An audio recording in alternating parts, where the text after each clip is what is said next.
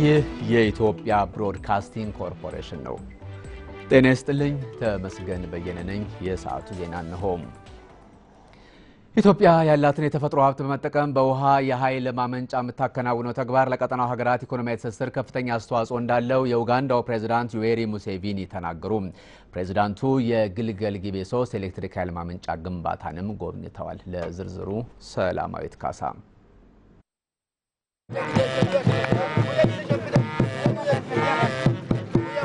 የምስራቅ አፍሪካ ሀገራትን በኤሌክትሪክ ኃይል ለማስተሳሰር በኢትዮጵያ በኩል እየተከናወኑ ከሚገኙት የግድብ ግንባታ ፕሮጀክቶች መካከል አንዱ የሆነው የጊቤ 3 ግንባታ ፕሮጀክት አሁን ግንባታው 88% ተጠናቋል። በዚህ በግድቡ ግንባታ ስፍራ በመገኘት ጊቤ 3ን የጎበኙት የኡጋንዳው ፕሬዝዳንት ዩዌሪ ሙሴቪኒ በተለይ ለኢትዮጵያ ብሮድካስቲንግ ኮርፖሬሽን በሰጡት ቃለ መጠይቅ እንዳሉትም በኢትዮጵያ በኩል የተፈጥሮ ሀብቷን በመጠቀም የኤሌክትሪክ ኃይል መሰረተ ልማትን ለምስራቅ አፍሪካ ሀገራት የማስተሳሰሪያ ዘዴ መጠቀማ በቀጠናው ሀገራት የሰላምና የኢኮኖሚ ዘርፍ ውስጥ ወሳኝ ለውጥን ማምጣት የሚያስችል ነው። Ethiopia will produce more products which we can buy from them, but also they can export power to Ethiopia. Very good to use this water which was just flowing. ኢትዮጵያ ያለ ጥቅም ሲፈስ በነበረው ወንዝ ላይ ይህን አይነት ኃይል ማመንጫ መገንባቷን ተከትሎ በሚፈጠሩት አዳዲስ ኢንዱስትሪዎች ዜጎች የሥራ ዕድል ይከፈትላቸዋል። የጎረቤት ሀገራትም ከኃይል አቅርቦት ብቻ ሳይሆን ከኢንዱስትሪ ምርቶችም ተጠቃሚ የሚሆኑበት በር ይከፈታል። የቀጠናው የምጣኔ ሀብት እድገትን ተከትሎም የሀገራት ሰላምና መረጋጋትም ውጤታማ እየሆነ ይሄዳል።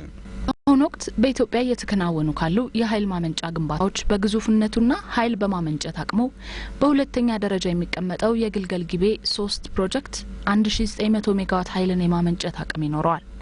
የምስራቅ አፍሪካ ሀገራትን የኢኮኖሚ ትብብር ለማጠናከር ሀገራቱን በኃይል አቅርቦት የመሰረተ ልማት ዘርፍ ማስተሳሰር ወሳኝ መሆኑን የተናገሩት የውጭ ጉዳይ ሚኒስትሩ ዶክተር ቴዎድሮስ አድሃኖም የግልገል ጊቤ 3 የኃይል ማመንጫ እስካሁን ኢትዮጵያ በዘርፉ እየወሰደች ያለውን እርምጃ የሚያግዝ ነው ብለዋል። አንዱ በመንግስታችን ግምት የተሰጠው ምንድነው ለኛ ብቻ ሳይሆን ለጎረቤቶችም ይሆናል የሚል ነው። ፕሬዝዳንት ሙሴቬኒም ደጋግሞ ሲያነሱ የነበሩት ይሄ የግድቡ መገንባት ኢትዮጵያ ውስጥ ለኛም የሚተርፍና እኛም የምንጠቀምበት ነውና ለዚሁ አካባቢ ልማት ኃይል ያስፈልጋል። ይሄን ደግሞ ከኢትዮጵያ ማግኘት ስለምንችል ጥሩ አጋጣሚ ይፈጥራል። በልማቱም እንደ አንድ የዚህ አካባቢ ሀገር ለማደግ ነው የሚሉት። የኡጋንዳው ፕሬዝዳንት በኃይል ማመንጫ ፕሮጀክቱ ያደረጉት ጉብኝት ኢትዮጵያ በተፈጥሮ ሀብት የጋራ ተጠቃሚነት ላይ ያላትን አቋም ለማሳየት ያስቻለችበት እንደሆነም የውሃ መስኖና ኢነርጂ ሚኒስትር አቶ አለማየሁ ተገኑ ተናግረዋል። እዚህ ጋር የምንሰራው ለሀገራችን ብቻ ሳይሆን ለሪጅኑ ትልቅ ትርጉም ያለው ስራ በመሆኑ ይሄ ስራ ደግሞ በእንደዚህ አይነት ሁኔታ መሬት ላይ በሚያስደንቅ ሁኔታ መኖሩ ለሌሎችም የአፍሪካ ሀገሮች መነሳሳትም ከመሆን አኳያ ትልቅ ጠቀሜታ ያለው የፕሬዝዳንቱ ጉብኝት የናይል ተፋሰስ ሀገራት የአባይ ውሃ ፍትሃዊ አጠቃቀምን ለማስፈን የቀረጹትን የተፋሰስ ሀገራቱ የጋራ ትብብር ማዕቀፍን ለማጽደቅ ኡጋንዳ በዝግጅት ላይ መሆኗም በጉብኝቱ ወቅት ተገልጿል። ከኢትዮጵያ ብሮድካስቲንግ ኮርፖሬሽን የሰዓቱ ዜና እንደቀጠለ ነው። ፕሬዝዳንት ዩዌሪ ሙሴቪኒ በኢትዮጵያ ብረታ ብረትና ኢንጂነሪንግ ኮርፖሬሽን ስር የሚገኙትን የቢሾፍቱ አውቶሞቲቭ ኢንዱስትሪና ደጀን አቪዬሽንን ጎበኙ። ፕሬዝዳንቱ በጉብኝቱ ወቅት የኢፌዴሪ መከላከያ ኃይል በሀገሪቱ ልማት ውስጥ እያደረገ ያለው ከፍተኛ ተሳትፎ የሚደነቅ መሆኑን ጠቅሰው በቴክኖሎጂ ዙሪያ ሀገሪቷ ራሷን እንድትችል የሚደረገው ጥረት ሌሎች የአፍሪካ ሀገራትም ጭምር ተምሳሌት የሚሆን ነው ብለዋል። በኢትዮጵያ የ3 ቀናት ይፋ የስራ ጉብኝት ያደረጉት የኡጋንዳው ፕሬዝዳንት ዩዌሪ ሙሴቪኒ ጉብኝታቸውን አጠናቀው ወደ ሀገራቸው ተመልሰዋል። ጠቅላይ ሚኒስትር ኃይለማርያም ደሳለኝም በቦሌ ዓለም አቀፍ አውሮፕላን ማረፊያ በመገኘት አሸኛኘት አድርገውላቸዋል። በጉብኝቱ ወቅት ኢትዮጵያና ኡጋንዳ በጤና፣ በትራንስፖርት ኃይል አቅርቦት ጭምር አብረው መስራት የሚያስችላቸውን የትብብር ስምምነት የሁለቱ ሀገራት መሪዎች መፈራረማቸው የሚታወስ ነው። ዘገባው የሪፖርተራችን አስማማው አየነው ነው።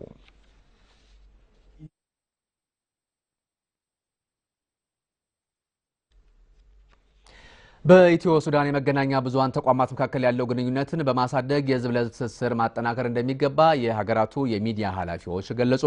በሱዳን የማስታወቂያ ሚኒስትር ዴኤታ ያሲር ዩሱፍ የተመራው የልኡካን ቡድንም የኢትዮጵያ ዜና አገልግሎት ኤጀንሲን በጎበኘበት የኤጀንሲው ዋና ዳይሬክተር አቶ በቀለ ሙለታ እንደገለጹት ሁለቱ ሀገራት ለያዙት የልማት አጀንዳ የመገናኛ ብዙሃን ተቋማት ገንቢና ወቅታዊ ዘገባዎችን በማቅረብ ከፍተኛ ሚና ሊጫወቱ ይገባል ብለዋል። ሀገራቱ የመገናኛ ብዙሃን ተቋሞቻቸው በመጠቀም በመካከላቸው ያለውን የንግድና ዲፕሎማሲ ግንኙነት ወደ ተጠናከረ የህዝብ ለህዝብ ትስስር ማሳደግ ይኖርባቸዋል ያሉት ዋና ዳይሬክተሩ የኢትዮጵያ ዜና አገልግሎት ኤጀንሲ ከሱዳኑ አቻው ጋር በቅርበት ለመስራትና በመረጃና ኮሙኒኬሽን ዘርፍ ተባብሮ ለመስራት ዝግጁ መሆኑን ገልጸዋል።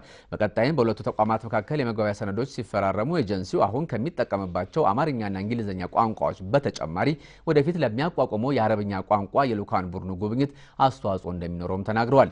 የሱዳኑ ማስታወቂያ ሚኒስትር ዴኤታ ያሲር ዩሱፍ የጉብኝታቸው ዋና ዓላማ የሁለቱ ሀገራት የመገናኛ ብዙሃን ተቋማት በጋራ እንዲሰሩ ለማድረግና ሁኔታዎችን ለማመቻቸት ያለመ መሆኑን የሱዳኑ ዜና አገልግሎት ኤጀንሲ ሱና ከኢትዮጵያ አቻው ጋር በጋራ ለመስራት የምክረ ሀሳብ ልውውጥ ማድረጉንም ገልጸዋል። ምክረ ሀሳቦቹ ከተገመገሙ በኋላ በሁለቱ ተቋማት መካከል ከዚህ ቀደም ተፈርመው የነበሩ የትብብር ስምምነቶች በአዲስ መልክ ይፈረማሉ ተብሎም ይጠበቃል። ዘገባው የኢትዮጵያ ዜና አገልግሎት ነው። የአልነጃሺ መስጊድን በዓለም ቅርስነት ለማስመዝገብ የተለያዩ ጥረቶች ማድረግ መጀመሩን የኢትዮጵያ እስልምና ጉዳዮች ጠቅላይ ምክር ቤት አስታወቀ። የትግራይ ክልል ቱሪዝምና ባህል ኤጀንሲ በበኩሉ መስጊዱን በቅርስነት ለማስመዝገብ ለሚደረገው እንቅስቃሴ አስፈላጊውን ድጋፍ ሁሉ እንደሚያደርግ ነው የገለጸው። ይድነቃቸው ሰማው ዝርዝሩን አዘጋጅቷል። የሚያቀርበው አበበ ባዩ ነው። የአልነጃሽ መስጊድ በትግራይ ክልል ምስራቃዊ ዞን ከውቅሮ ከተማ 10 ኪሎ ሜትር ርቀት ላይ የሚገኝ ታሪካዊ የእስልምና እምነት ስፍራ ነው። የእስልምና እምነት በተጀመረበት በ7ኛው ክፍለ ዘመን የእምነቱ ፋና ወጊ የሆኑት ነብዩ መሐመድ ተከታዮቻቸው በመካ በእምነታቸው ሳቢያ ሲደርስባቸው ከነበረው ጥቃትና በደል ለመታደግ ከጥቃትና በደል ነጻ ወዳሏት ኢትዮጵያ እንዲሄዱ ካስተላለፉት ትእዛዝ ጋር ይያያዛል የመስጊዱ መመስረት።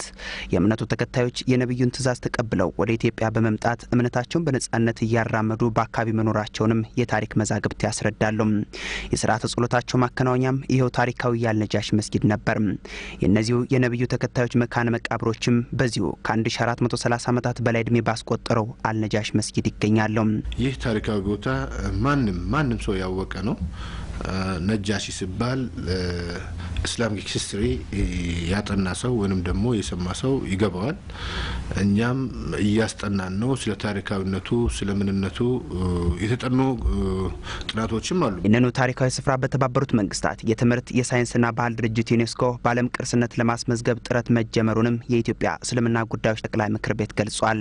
የነጃሺን ታሪካዊ ቦታ ወይንም የነጃሺን ድሪህ ወደ ዓለም አቀፍ ለመውሰድ ምክር ቤታችን እያደረገ ካሉት ነገሮች ይህንኑ ታሪካዊ ቦታ በዩኔስኮ አስመዝግቦ ዓለም አቀፍ ለማድረግ ከተለያዩ ጉዳዩ ከመለከታቸው መስሪያ ቤቶች ጋር ዓለም አቀፍ ድርጅቶች ጋር ውይይት እያደረገ ነው። የጋራ ኮሚቴ ብዙ አሁን ቴክኒካል የሆኑ ነገሮችን እያዘጋጀ ነው። መስጊዱ በሚገኝበት አካባቢም የተለያዩ አገልግሎት መስጫ ተቋማት የመገንባት ስራ እየተከናወነ ነው። ጠቅላይ ምክር ቤታችን በመጀመሪያ ደረጃ በ2.5 ሚሊዮን ብር የሚሰራ አንደኛ ደረጃ ትምህርት ቤት መስራት ጥለናል። ክሊኒክ ይኖራል። የተለያዩ አገልግሎት የሚሰጡ ቦታዎች ይኖራሉ።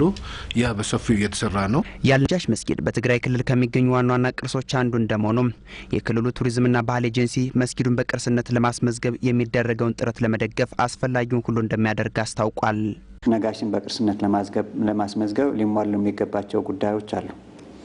እነዚህ ምሁራዊ ስራዎች ናቸው። በአብዛኛው ይህን ምሁራዊ ስራ በማስተባበር ረገድ የእስልምና ጉዳዮች እያደረገ ያለውን ጥረት እናውቃለን። እኛም እያደረግን ያለውን ጥረት እነሱ ያውቃሉ። የኛውን ታሪካዊ ሀብት የኛውን ታሪካዊ ሀቅ ዩኔስኮ በሚፈልገው መልኩ አውትላይን አድርጎ መስራትን ይፈልጋል። ስለዚህ በዚህ መስመር እየተጓዝን ያለ ነው። ታሪካዊ ስፍራ የሆነውን ይህንን መስጊድ በርካታ የሀገር ውስጥና የውጭ ቱሪስቶች እንደሚጎበኙትም ተመልክቷል።